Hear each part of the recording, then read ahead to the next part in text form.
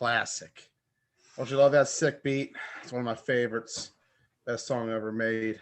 Always been a huge fan of Hey, Fire myself. What's up, man? How you doing tonight? Joey, what's going on, my guy? Nothing much, Coach Crow. Let me tell you, first of the month, here we are. It's April. That means more leagues are opening up. More teams are going to start playing. Football is back in full swing. COVID withstanding, of course. Of course. Well, everyone, April. We're done with March. We're in the spring season, like you said, Joey. Everybody, welcome to the Meet Me at the 50. And yeah, man. Got so much to talk about today. We took last week off. Producer said we couldn't go. That's cool. So we're here today. And man, last Thursday was rough. Yeah, Mama said it'll be days like this. Mm-hmm. Oh, and that was one of those kind of days. Yeah, we have those. We always have those. So let's get right into it. I'm gonna read something, and then I want you to respond to it. 49ers make blockbuster pre-draft trade up to number 3. Let me read a little bit more. It says, according to ESPN's Adam Schefter, he reported that the 49ers traded their 12th overall pick in 2022 third-round compensatory pick and first-round picks in 2022 and 2023 for the Dolphins' number 3 selection this year. What does that mean? Like, how big is this trade? Is it really as big as they say? Or is there a lot of smoke and mirrors here? I think the writing's on the wall for Jimmy Garoppolo. Let me tell you, we're in a very cutthroat business these days in the National Football League. NFL does not stand for National Football League. It stands for not for long. Yeah. And it's crazy to think. And you got to wonder, is this a pattern? Guys who don't get to the big game and don't win get shipped out. Look at Jared Goff after Super Bowl 53. Look at now Jimmy Garoppolo potentially being out of San Francisco when 13 months ago, he was less than 10 minutes away from winning them a championship. Yeah. As those commercials back in the day said, life comes at you fast. So let's talk about that. Let's explore the quarterback in the NFL.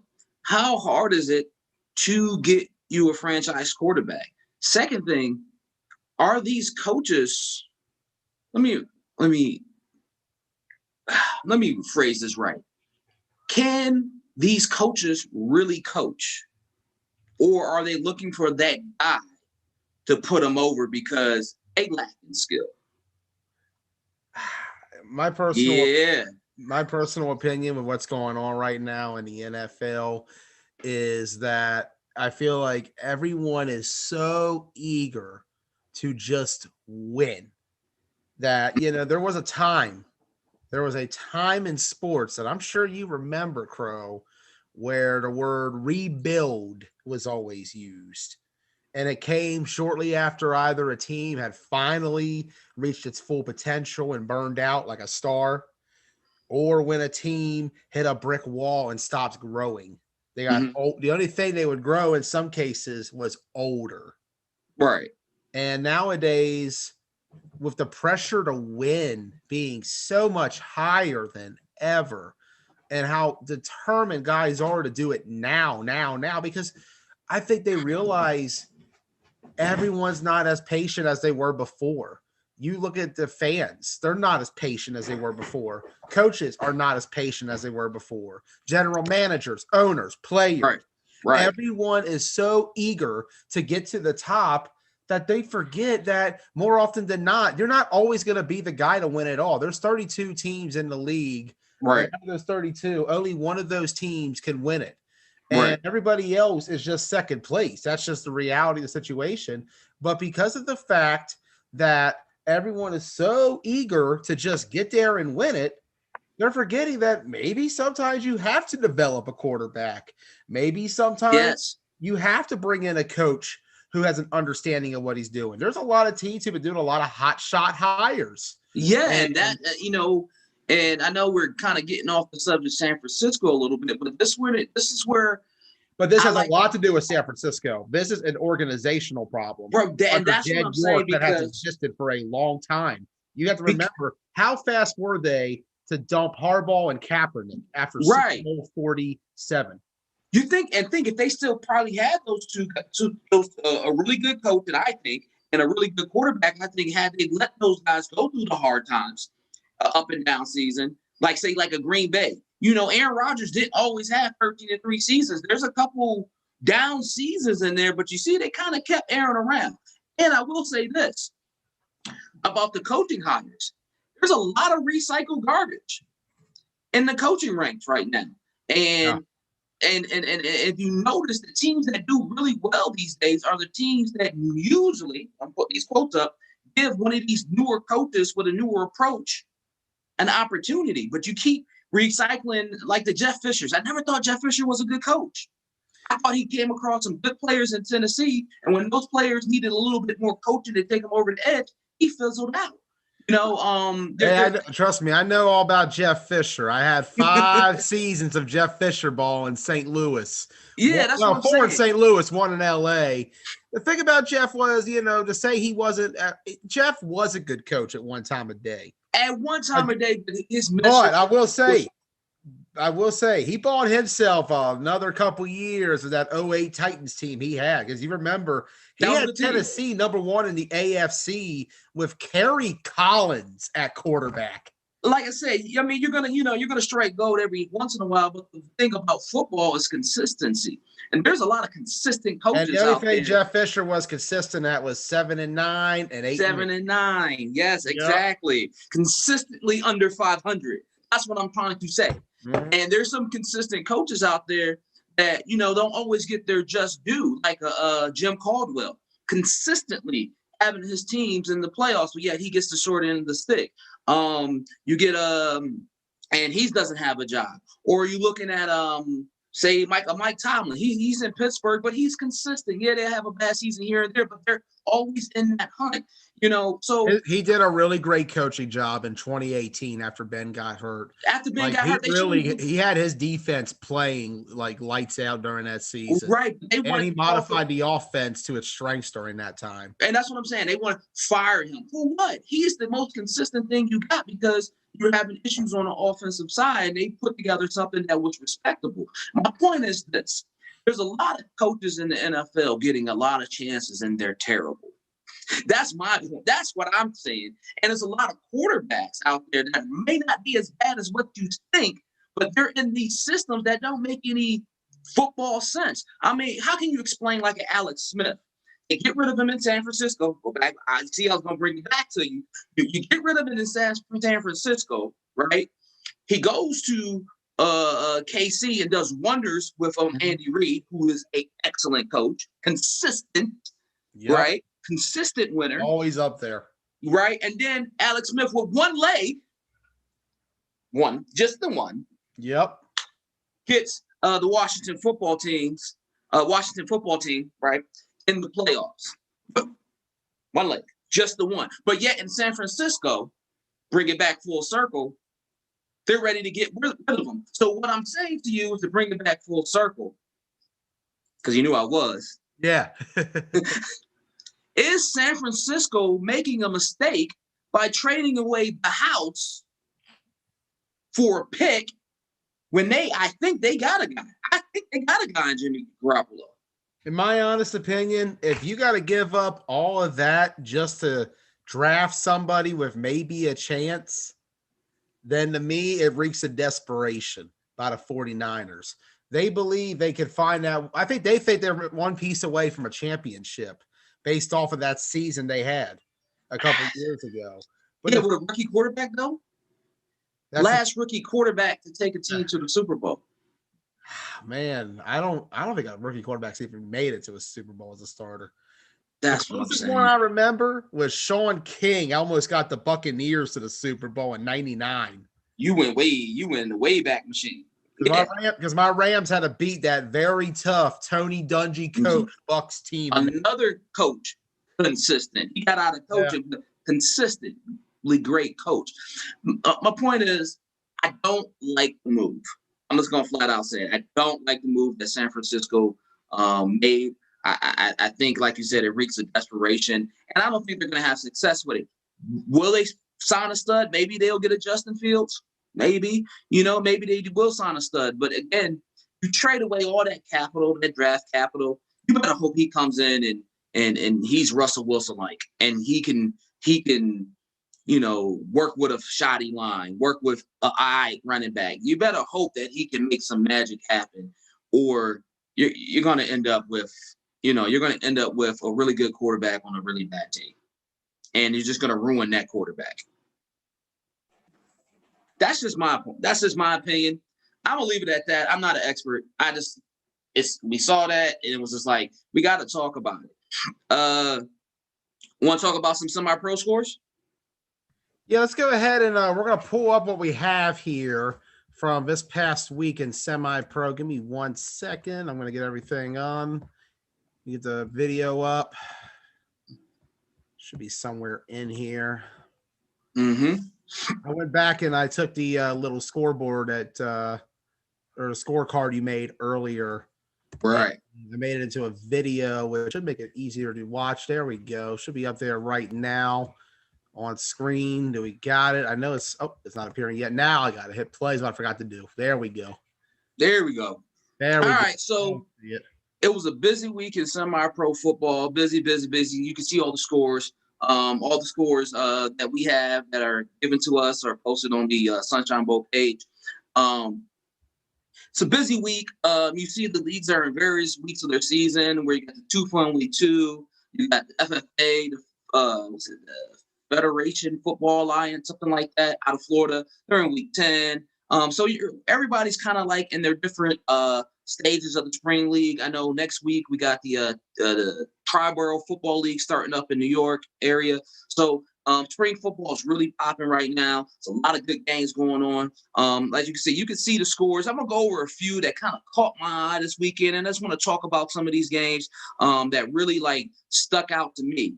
One of the games that I want to talk about that stuck out to me was the let's go to if everybody would look real quick at the FFA. If you look at it here, you got that Southwest Florida Gladiators. They won 6-0 over a 2-6 Tri-County Steelers team. They're 8-0. They're 8-0. They're number 1 seed coming into the playoffs. I think the FFA is going to the playoffs soon. But they've been skating by the seat of their pants. What can we attribute a nationally known team, most of the time a powerhouse, barely getting by on a 2-6 team? What does that really mean in the world of semi-pro? What does that mean to you, Joey? Basically, what it means to me is, sorry about that. For some reason, audio wasn't working on my end. But what it means to me is they're at a point of the season where maybe they're running out of gas. You got to think 8 games in already. Some teams, they go all out to start a season, and then it's hard to keep that same energy on a consistent basis because of the fact that every game is not going to be the same energy as the previous one. And when you do a rhythm where you're winning games like that to start, it's cool and all. But as we saw with some teams, like say the Pittsburgh Steelers, down the stretch, they couldn't get it together and went 1 and done. That record 8-0, it doesn't mean anything at the end of the season. Right. Once the championship's passed, it means nothing unless you have that gold. And I think right now, the energy may not be there. Maybe it could be coming back, though. You got to see what happens come playoff time. This is a wake-up call. When you only win 6-0 against a 2-6 team, that to me says that you need to go back, reevaluate what's happening, because if there's a hole in the ship, you either got to patch it or you got to find a lifeboat to jump in. Exactly. So another game from that league. So the Dade County Raiders beat the vaunted, the historic Magic City Miami Bulls, 20-16. This team was undefeated before this game. So we got a team, top powerhouse team, barely winning, and then we got a top powerhouse team losing to a team that was only at 500 before the game. They were 3-3. Now they're 4-3. So you got one team losing, and then you got the other big team winning. So let's talk about Magic City. They lost. What do they got to do going into next week and moving forward? Take a long look in the mirror. Think about everything you've done. I got you to the point where you're at right now. And then address the issues. See what's happening. Is it communication? Is it the personnel? Is it the scheme? Are they picking up on stuff that we're not aware of? Because every team is a week-to-week basis. Not every team will be the same team as they were the week prior or even the week after. Not even the start of the game. By that third quarter, you've already changed as a team unless your strategy works so well that you're up by 50. And more often than not, that never happens unless you're just that good or they're just that bad in more often cases. Well, like they say, you got to keep the same energy. When you're at the top of your game and you're going through a season, you know, some of the bigger teams got to realize you're always going to get the opposition's best ball game. You're going to get their best game plan. They're not going to hold back anything because what do they got to lose but the game? So that's the energy that, you know, when you're one of these top teams, you always got to take that. Like, hey, I got to come with the best energy possible. And I think that's what maybe both South Florida Gladiators and Miami Magic City Bulls have to really play with. It's just that, you know, we're going to get their best energy. So, and I mean, the FFA is one of the better leagues in the country. You know, Florida has a lot of things going on. I would like to turn the tables real quick. Where was another score that caught my eye this past weekend? So the North Carolina Rebels out of the CSFL, the Carolina League, they won 45-14. So you talk about a team on a glide, on the rhythm. North Carolina, of course, won the spring national title in 2019. Didn't play last year because of COVID. And now it looks like they haven't lost a step. Can they take it all the way to a national title this year? Are they looking that good? Or is it the competition in the league? Man, it always, to me, if you ever want to talk about parity, semi-pro has it with all the teams we have. And in this particular case, I think it's just too early to tell. I mean, I think we're too early to start, man. We're in April right now. We're talking national championship. Unless you mean the end of this spring in July. I'm talking about July. Yep. July's nationals. All right, now we're in the thick of things. I just recalled that. To me, it's hard to evaluate early on because, you know, once you play those teams out of town, it's like going out of conference in college football. You're going to be familiar with your conference foes because you'll play them every year. Whereas once you start traveling and seeing other teams, it's a different ball game. You know, some of those mismatches can happen. I think we'll see more. I think what we really need is some kind of way to get these leagues to do some more interleague play during the season. Definitely. Yeah. That needs to become a thing in semi-pro more often, because when you get into that bubble of playing the same teams every year and not facing anyone out of town, how do you know if you're good or bad? Yeah, you have no way of knowing. I mean, and that's sometimes it's people squaring the jaws when, you know, you dominate whatever league you're in, and then as soon as you step out of town, the other team is swinging back. You know, you're just not the bully no more, you know, and so, you know, I've seen that happen on several occasions where, you know, a team is dominating the league, beating teams, you know, down. And then as soon as they step out into competition, I'm not going to say they lose, but it's a struggle. So, yeah, you're right. Some of those inter-league games, intra-league games, you know, get those cross-town rivalries really going and cross-league rivalries going.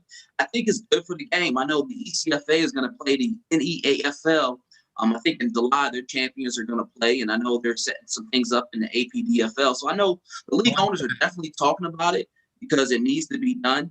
But yeah, I mean, with the Rebels, I mean, they're a good team. Let's not mistake it. Let's not make no mistakes about it. Let's not mince words. They're a really good football team. It's just, are they playing at the level of competition they need to be playing? Because every week it seems like we're getting the same high scores and the same limited competition for them. So just something that, if they're watching, just kind of think about. Maybe you should take one of those, like you say, Joey, out of league games and kind of prove your point. I agree 100%. I personally think if you're not able to if you can get more bump out of town, do it. And I think a lot of teams get too comfortable in leagues more often than not. Right. And they don't want to try any other league because they're either afraid of competition's too much or it's not good enough or maybe it's attachments, Like it's tough to evaluate when a lot of these teams, they never see each other. Right. And exactly. Because I feel like as a product, semi-pro can have that potential if leagues would try to work more together and get these games happening. Whether having to mix up the crew, half this league. Right. Because I feel like to me, that's the next big step in this game. I think so too. Yeah. I think so too. So one last score that I want to touch on, because it's a nationally, known team. The North Texas Stampede, I believe they won in Florida this past year. I think they won down in Daytona, if I'm not mistaken. I can't remember. They didn't come to the Sunshine Bowl, but they did win a big game. Well, they lost this past weekend to the Texas Red Raiders, 39-31. No one brought defense. There was no defense. There was a bunch of touchdowns. Sounds like a Big 12 shootout breaking out. Yes. Oh, good old-fashioned Big 12 type game. It's great to have the Texas league. So we got the 2-4 on here and the BSFL scores being reported. It's great to talk about these guys and get Texas in the fold. Being that North Texas Stampede was a bowl winner this past January, how big is this loss for them for their spring chances? To me, it's a setback and a bump in the road more than anything. The only way a loss is bad is if you get eviscerated, and giving up 39. Yeah, so trust me, your defense is going to have to run some laps next practice. Might do some up downs too when it's all said and done. But when you look at it at the end of the day, it wasn't a beat down. It wasn't a blowout. They still came out and fought. The defense just needs to work out some kinks, man. I mean, that happens sometimes. You get your ass kicked. It's part of the game. It's definitely part of the game. It's just, you don't expect their defense to give up that much in any one setting. So it's definitely something to really watch, and hopefully they can rebound. We love seeing them play on a national level, but it may be somebody else's turn to take up the mantle and show that they're representing for Texas a little bit better. You never know. Yeah. Definitely. So let's take the next. So those are the scores, everyone. Hope you got a chance to review them. Love them. Of course, get us the scores. We'll put them on the card. You have a hot game. Let us know about it. We'll talk about it. We'll shout you out. Like I said, give us the players of the game, players of the week, whatever you want to do. We might even show a picture of that person if you want to do that. So just reach out to us and give us the content, and we'll get it posted for you. So with the next 6 minutes, because we got our guest coming on at 8. For the next 6 minutes, let's talk about this Final Four real quick. No, it's not football, people, but it's the Final Four. Yeah, we're always looking to talk about anything relevant in the sports world here on Meet Me at the 50. We love football, but it's March. It's April now. It's April now. We had the madness. Now we're getting into championship play. So we got the Final Four. We got number 1 Baylor against Houston. Number 2, number 1 Zags. We talked about them on our show a couple weeks ago. We talked about the Zags a couple weeks ago against number 11 UCLA. Who do you like? Yeah. Who do you like? This is that simple. Who do you like? See, personally, if I were to cheer for the teams I like as schools, I'd be cheering for a Houston UCLA final. Old school.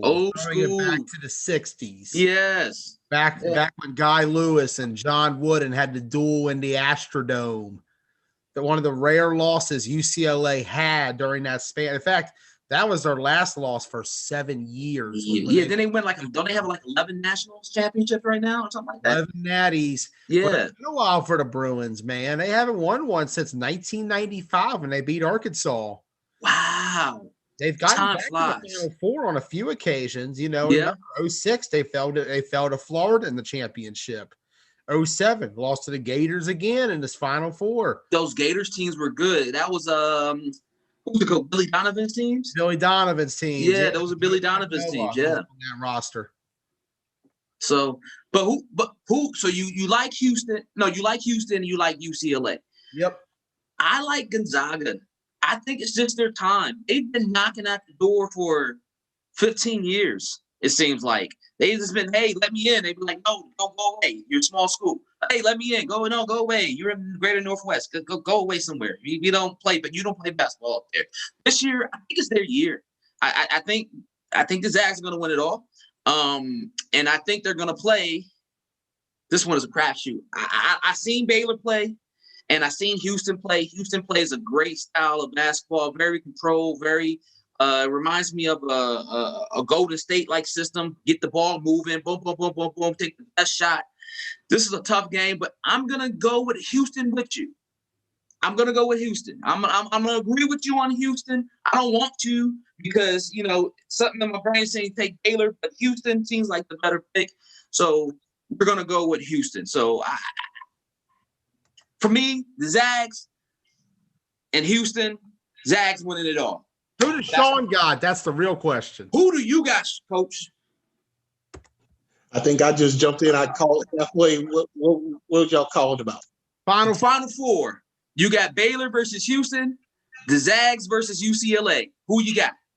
Zags and Baylor. Okay. All right. Okay. All right. We all got different championships. I like that. Yeah, we do. Yeah. So it's good. It's good. That means it's good. Some parity. It's a crapshoot. Well, we got him on a little early, but that's fine. He was ready to go. And we'd like to welcome Coach, the man with the master plan, Sean Wood. How are you, Coach? I'm doing great. How is everybody? Glad to be on the blunt truth. Yeah, man. Lots going on. So you're one of the lead board members for Sunshine Bowl. One of the leads for that. You coach the arena. You coach the arena, and tell us everything you got going on, Coach. Well, like you said, preparing for got the Sunshine Bowl. Part of that committee, and I'm also an offense coordinator with the Carolina Predators arena team. Okay. And right now we're 1-1. Got our off week this weekend, and so get ready to play Mississippi Raiders next weekend. All right. So with your let's talk indoor first, and then we'll shift back to Sunshine Bowl. With the indoor game, tell some of the guys who are watching, who are interested in playing indoor, interested in maybe you picking them up. What is it that it entails? What do they got to do? And this, what the squad is about. Well, the squad, as far as the squad is about family. We got a lot of guys that are still looking to reach that next level, and we provide that platform. Ralph Bird, the owner and head coach of the team, and Rick McKinney does a wonderful job doing that to help provide this platform for those ball players, to get the film, so that way they can move on up, move up to the next level. So there's a lot of guys. We've got a lot of guys that are out of college, fresh out of college. So of course, learning the arena game is totally different from outdoor. And we also have some veterans that are still chasing the dream as well. Right. Okay. All right. So you guys are 1-1, like you said. You got Mississippi up next. What's the league? It's American Arena League, AAL. Okay. They've been around quite a bit. The last winners from 2 years ago was the West Virginia Rough Riders. Of course, they're not playing this year, but the runner-ups, the the Charlotte Thunder. They look like they may be the lead runner, but I think we got something for them this year. Okay. All right. So the AAL. Okay. And all right. So that's really awesome. When do you guys like do tryouts? When can guys really, how can they get you their credentials? Because like I said, it's a semi-pro show, and the guys are always interested in moving to the next level. So for some guys, Arena League is that next level. How can they get in front of you and get in front of your staff to show them what they got? Yeah, It may be too late for this season too. I know it may be too late. Well, for the future. Not really. There's Okay. always room for improvements with our team. So Right. there are times where players' performances may not be to what we like. So we may have to go find other people, and to try to fill in those because one thing with this, with outdoor football all day, anywhere from 40 to 50 man roster, we're only dealing with 22 ball players that can really draw out. So that's a very small number. If you take 22, you take the kicker away and your quarterback away, that's only 20 more people, on both sides of the ball. So, so the picking is very, it's very selective. And what we do during the fall, we usually around in October, November, there'd be trials that happens. We do, we still get film throughout the year, on ball players, with their credentials, and and there are times we may reach out to them. Right. So basically, put it on film, make it good, and go from there. Right. Okay. Awesome. So shifting gears a little bit. Like I said, we talked indoor football. Now let's talk outdoor football. Let's talk Sunshine Bowl. There's been a lot going on, a lot of changes, a lot of needed changes, but yet still being within the tradition. Can you just kind of brief us real quick on some of the things that the Sunshine Bowl is doing, some of the things that Sunshine Bowl wants to get into, and what the future looks like, and and how can people help if they want to? Okay. Well, with the Sunshine Bowl, this will be the 21st year. We had our 20th anniversary this past February. It was founded by Jesse and Mercedes Wiggins, and what we do is try to have a platform for the semi-pro to where they can showcase their talents throughout the country. And so it is invite only, and what we try to do is get the best of the best. And one of the changes that we are doing, one of the major changes, I know it's already been announced, is that we are doing a spring national championship, because we used to have it both fall and spring. Everybody come that one date, that one weekend. And so we kept talking about it over the years about where we need to have it separate, because it's not fair for the spring teams to wait 6 months before they can play for a national. So we finally got it up and going, where we will have our first spring national championship for the Sunshine Bowl in July. The weekend of July 24th, and it will be in Washington D.C. And so, and then we will have, that will be only for winter and spring, and then we will have our summer and fall that will be on our regular schedule that we have over the winter in Miami. Right. So, with the spring national championship being exclusively for the winter spring teams in July, with that being exclusive for them, what are some of the things that you guys are planning to do with rankings? What are some of the things you guys are planning to do with invite? What are some of those things that, if I was an owner right now saying, I don't know anything about Sunshine Bowl, how would I get involved? What is the first step for us as a new owner, new league, whatever, to get involved? What do they got to do? Well, the biggest thing is have the league turn in their scores, like y'all had mentioned earlier. Y'all y'all shown the scores that was going on this past weekend.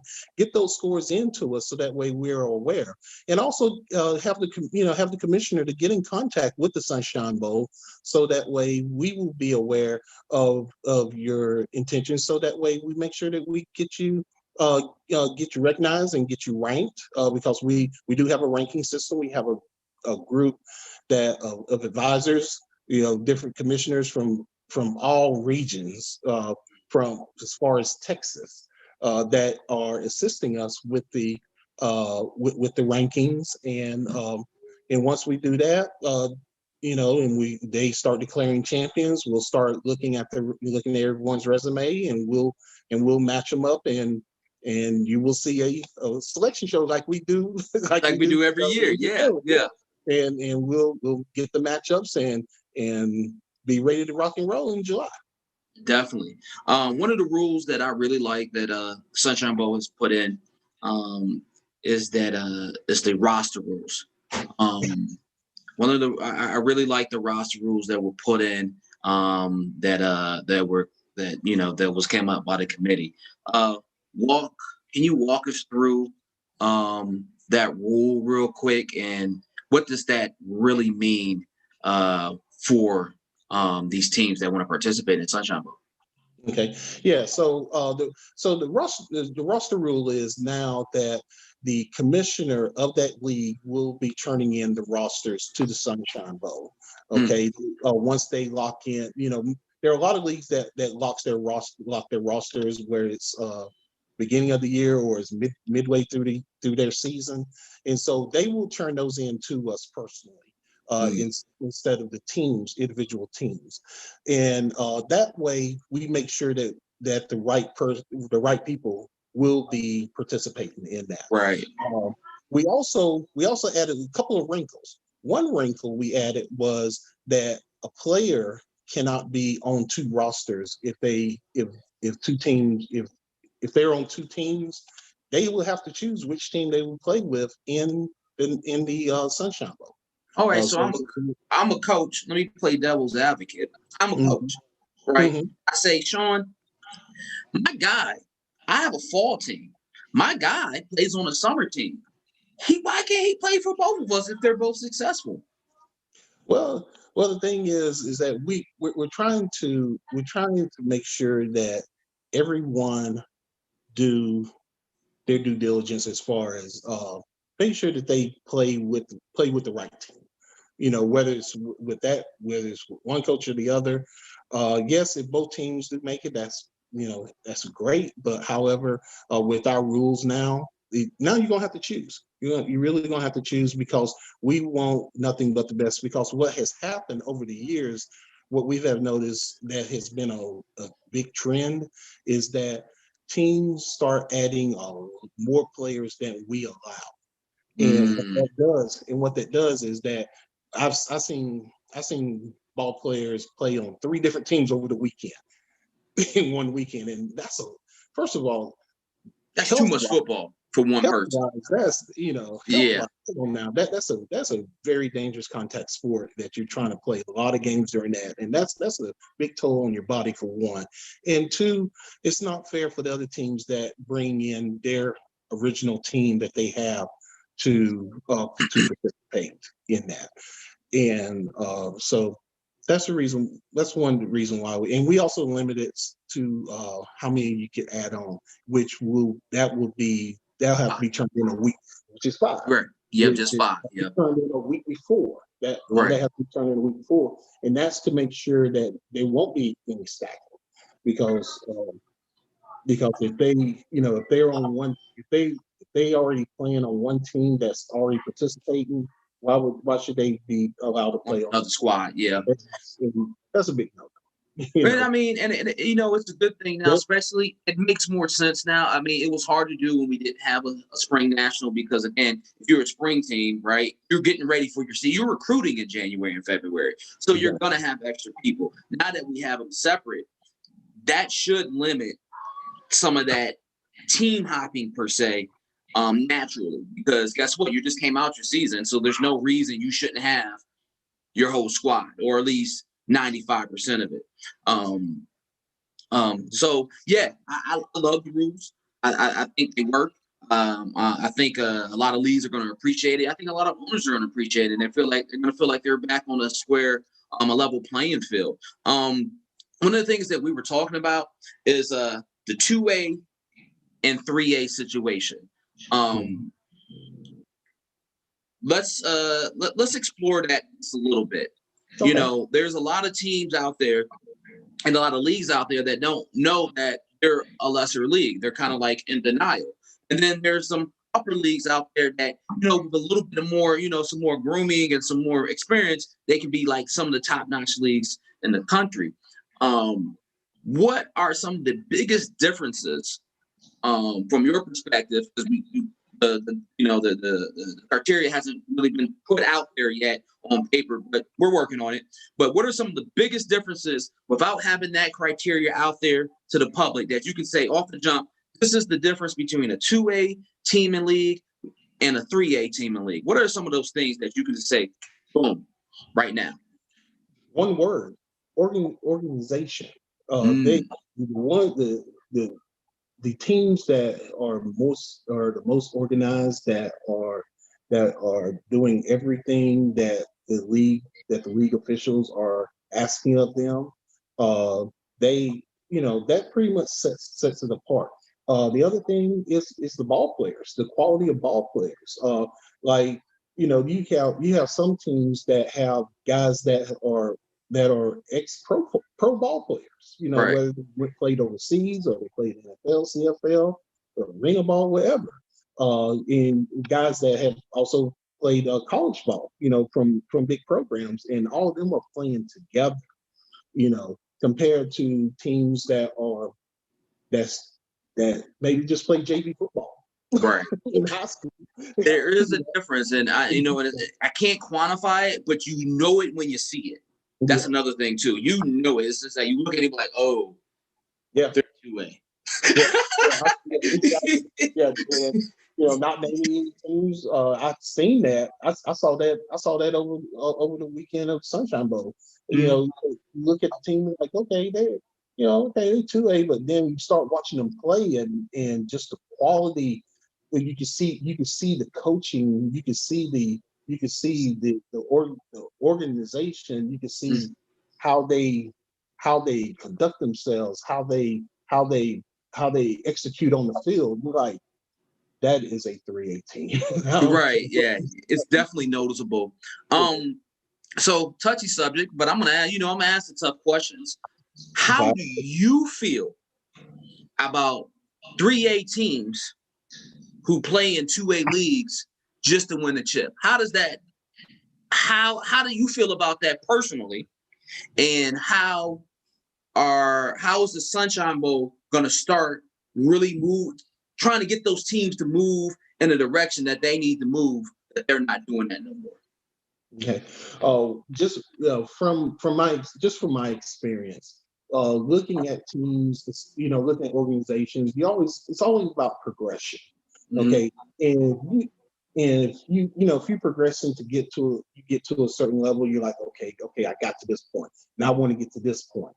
And I want to get to this point. But if you get to this point and you excel, I mean, you exceeding expectations from it, and then you just want to stay there, and you don't want to challenge yourself. You don't want to challenge your ball players. You don't want to challenge your organization to get to the better level.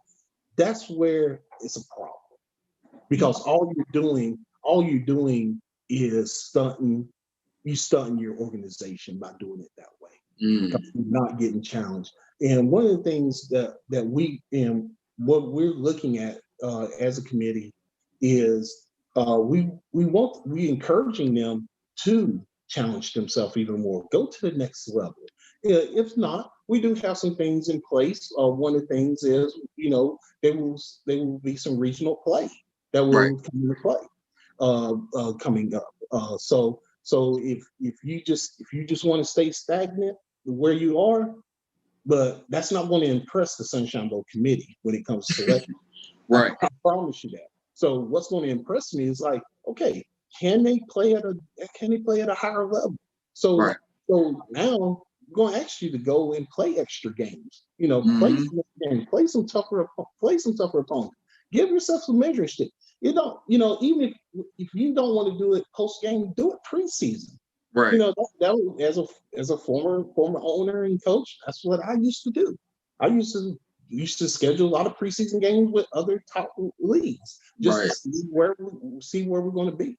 Because I know in the beginning, it's there's things you can work on, and yourself better. Because I know y'all had mentioned earlier about Southwest Gladiators. They're 8-0, but you're starting to see a little fizzle. There's some tough games there. Yeah. It hasn't been easy 8-0. So going back to this, you want to challenge yourself. You want to challenge your organization. You want to challenge your team to be the best. And you just cannot do that by just being right, straight line across. Right. All right. So now we're on a rapid fire, right? I'm gonna give you 5 football teams. 5. And you got the first thing that comes to your head. Ain't no 3-4 minutes to think about it. I'm gonna give you the team, right? And boom. As soon as I say it, you gotta spit it. Whatever you got it, it's gotta fly. I'll try. You ready? I'm ready. Okay, here we go. First thing, I'm gonna make it easy. And we're gonna get a little tougher. Okay? All right, go for it. Here we go. Charlotte Colts. A former dynasty. former dynasty. Just yes, that was my team. They I said I was gonna start easy and I start there. It was a great group of ball players, coaches, and it was a great run, during that time. And I'm grateful each and every one that was part of that organization. Okay. Next team up, Triad Outsiders. Triad Outsiders. That is these guys. That's a current dynasty. Because with you go 3-peat league champion and national champions, it's already hard enough just repeat, but do it 3 times. Marie is doing a wonderful job with them, and Tay, the head coach, hubby, their staff, they do a wonderful job. That is a good definition of an organization, because they no matter what, no matter the trials and tribulations, whether it's good or bad, they will see it through. They make it happen. They make it happen. Let's move around the country a bit. I gave you 2 North Carolina ones to start out because it's North Carolina.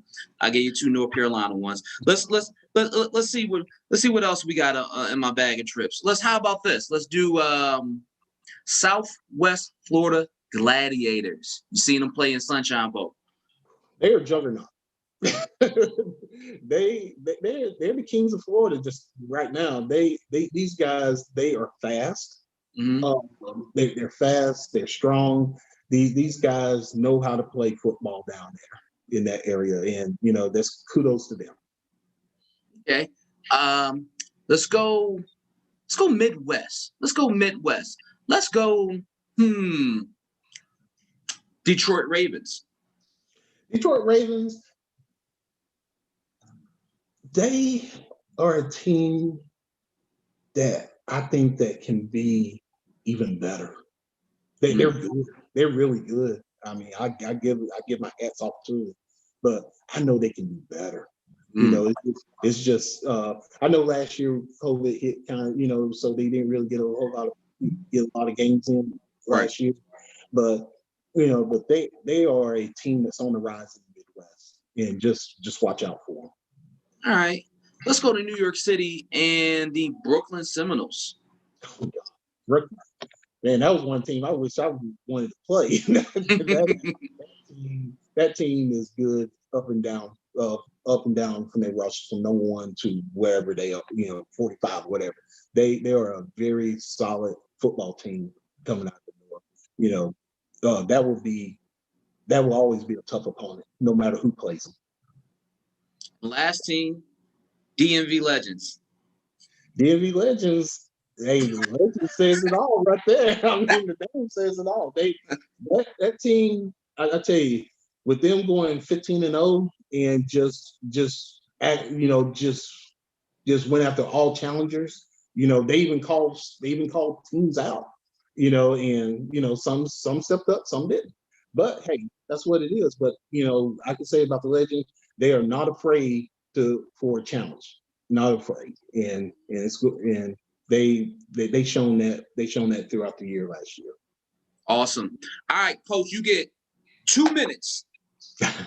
You don't have to take all 2, but you get 2 minutes to say how you feel, whatever's on your mind. All right. Well, I'm just going to talk more about the Sunshine Bowl. One thing, it was like I said, this has been a vision with the late Jesse Wiggins and Mercedes Wiggins, where they started this back in 2001, and it's been great. And this is something that we're going to continue to carry it on for the Wiggins. Mercedes, she give us the keys a little bit, to drive it, to drive this vehicle. And what we're doing is now is trying to take it to the next level. I always talk about next level. So one of the things, like I said, with the spring nationals, that's what we did. There are going to be other things that's going to be coming up down the road in the next few weeks. A lot of, with the semi-pro rankings, the first spring national rankings that we're going to come out with, which I'm very excited with, because there's a lot of teams that's going to be recognized, and I'm just excited about the Sunshine Bowl. It's it's fun. It's fun just to watch these teams come out and showcase their talents with their ball players. And last thing, to the blunt talk, I appreciate you all letting me come on and talk with y'all tonight. Hey man, glad to see you again, dude. Love the work that happened down at Sunshine Bowl this year. That was an awesome event to be a part of. I am honored that you guys gave me the opportunity to go down there and take part in that. And I really look forward to seeing the new spring nationals this season in July in our backyard, Washington, D.C. And seeing what Sunshine Bowl 2022 has in store. After spending a lot of time with you fellas that day, you guys have a great vision for what this game is going to be. No, thank you, Joey. I appreciate that. I really appreciate that, Joey. Yeah. Well, Coach, I appreciate your time. Great conversation. Thank you for enlightening everybody on Sunshine Bowl and everything that's going on with it. Hope to have you back again soon. And well, of course, you're going to be back on when we do the selection show. So we're definitely going to hang you back on for that. So yeah, absolutely. Let me know when y'all want me back. Absolutely. Appreciate it. Coach Sean Wood, everybody. Okay. Appreciate it, Sean. All right, thank you. Thank you. All right, Joey. So Sean Wood gave us a great interview, great insight into Sunshine Bowl and everything that's going on. Man, I really like the roster rule update. I really do like the roster rule update. I think that's going to be huge. I think it's going to attract more teams than it detracts, because, I mean, there's a lot of teams that really thought it was, some unfair play going on over the years, and that was a complaint. So now, limiting the rosters, I think, really makes people a little bit more comfortable to participate, because now people can't stack their team. And I think that's huge, and like I said, it wasn't a lot of stacking going on in Sunshine Bowl, but it was too much either way. One extra player is too many extra players, so I'm glad we've gotten that under control, and I think it's moving in a great direction. What do you think?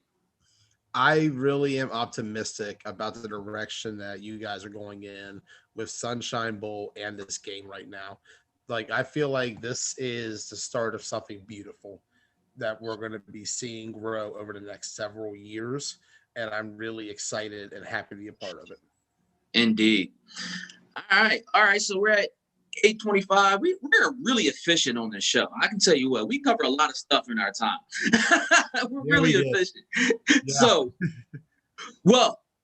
So it's time for my rant, people. So over the last few weeks in semi-pro football, we've been having great games, and we've been having, some teams coming out, putting their best effort forward, and you're going to get wins and losses. You're always going to have wins and losses, and you can't avoid that. That's just the nature of the game.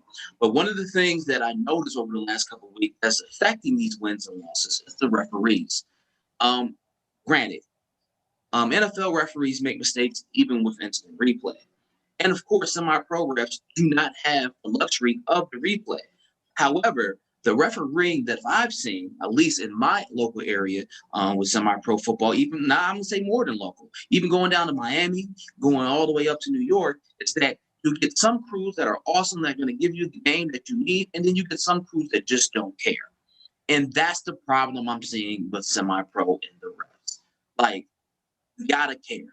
You tell these guys to come out and be weekend warriors, put their bodies on the line, spend their money, buy their equipment, get their tape, get their socks, get everything that they have to get and spend all this money to play this game. And then we get a ref that really doesn't want to be there. That is so disheartening to the organizations that put in the work to get to the field and all the money that is spent for just that one event, a week and week out basis.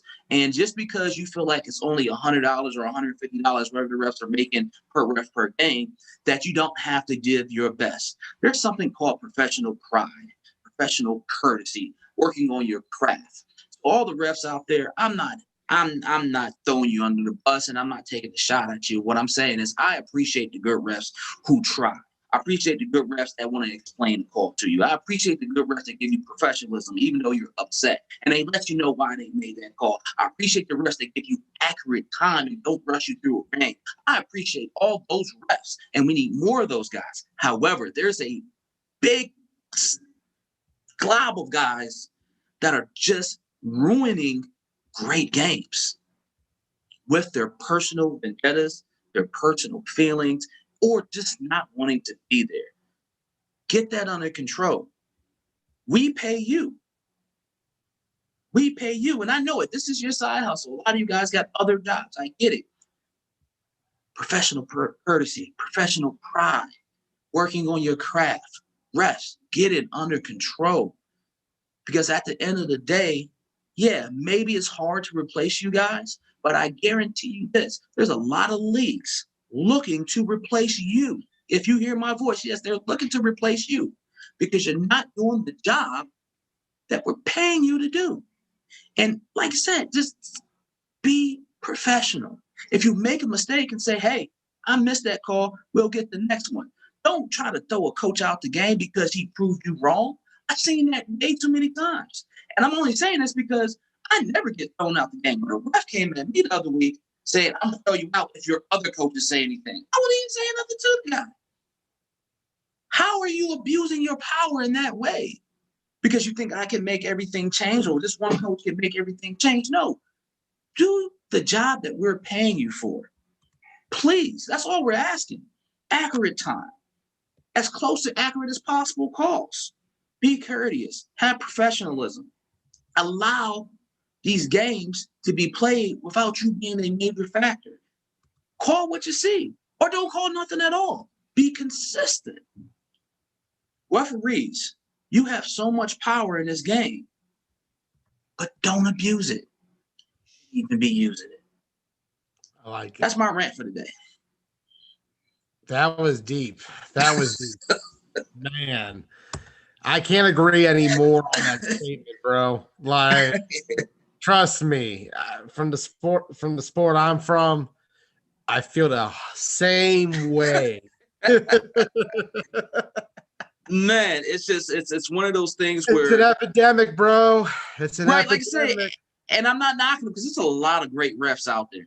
But like you said, it's like, one bad ref can spoil a whole crew. You know, yeah, one bad ref can spoil the whole crew, and I hate for these guys. You know, we spend a lot of money on this, including money on the refs, for them not to give us what we paid for. So, I mean, that was my rant. I hope it doesn't go land on deaf ears, but we're trying to get better each week. So we're back at it next week, right? Yes, sir. Yeah. Next week, I already got our guests lined up. It's going to be Mr. Khalid Bey. He is the owner of the Syracuse Strong, and we're gonna have him on next week. And good thing about Khalid is that he's actually running for mayor of Syracuse, so we're gonna have a full-on politician on the show next week. And yeah. So we're trying to line them up, and so we're yet to date. Yeah, right. So we're gonna get him on next week, and get anybody who doesn't like what I got to say, to get them to meet me at the 50. That's just it. That's all. Big facts, Coach. Big facts. Well, I appreciate everyone joining us tonight. This is our third episode down of Meet Me at the 50. We're looking to get better every week. Let us know. Give us a comment. Send us an inbox. What you like to see, what you don't want to see. And we're going to try to get you on the show. Joey, any last words? We talked about this last night on the Extra Yard of Keith Giles, a new show I debuted for my Wednesday night slot. It was during that episode that I received word that Ronnie Cook, a former linebacker D end for my original flag football team, the Survivors, had passed away. I'm not sure what the cause of death is 100%, but please take care of your loved ones and make sure they're okay. Yeah. Take care of your loved ones and get to the doctor if you need to. Yeah. Please make sure, please take care of yourselves. Rest in peace. Rest in peace, my good man, and rest in peace. All right, play that music. Take us out of here. I don't have it on me, so I don't have it on hand to start playing immediately. Let's put it like that. I'm gonna put in a complaint. Hold on. I gotta unlock my phone real quick. Hold on. Let me scroll down. There's Coach Crow here. I think I got it. There it is. Turn it up a little bit.